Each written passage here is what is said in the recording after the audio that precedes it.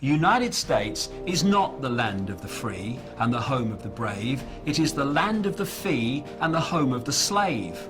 And more and more Americans are waking up to that fact, and hallelujah to that, because only if they do so and then act upon their new perception will they truly have any chance of living in a land that is anyway associated with freedom, and a land that makes a contribution to peace in the world, not a contribution to more and more slaughter, more and more conflict, and therefore more and more acquisition of people and land. The world is headed towards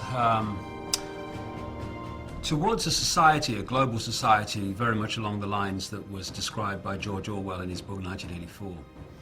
I'm almost hesitant to use the phrase, the world is heading, because the world is to a large extent there. It's not a case of whether we are going to allow the world to go into a police state. We already are in one. The question is, how deeply are we going to allow it to happen? The reason now that we're seeing more and more of this police state around us in a form that we can see and cannot any longer deny is because humanity is waking up. There are enormous numbers of people who are now beginning to allow the veil to lift and allow themselves to see what they couldn't see before. When I started talking about all this 20 years ago and writing about it, I was talking to a man and a dog when the dog could be bothered to turn up. I was the nutter in Britain, the person people laughed at and dismissed. Now I talk to thousands of people at a time, and my work is known all over the world. I have been a barometer for a dramatic awakening of vast numbers of people, and it's an exponential curve.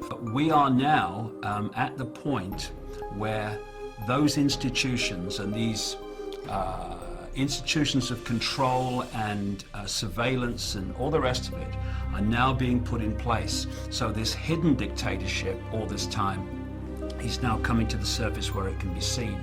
And this gives us an opportunity for people to actually start to do something about what's happening, because instead of being some far off sometime over the rainbow, it might come sometime, it's now in our face. The police state is staring us in the eye, and it's getting more and more imposed upon us and more imposed on society every day. They look at the world, they know there's something not right. There's something that's not the way they want it to be, and they feel uneasy about it. But they try to placate those fears, not by facing them, but by trying to find a way of making them disappear with words like, oh no, we would never allow a police state. Not in America, no, never allow a police state. Britain, never allow a police state. Wonder if they said that in Germany just a few decades ago. We'd never allow a dictatorship in Germany. We're a land of freedom. And look what happened.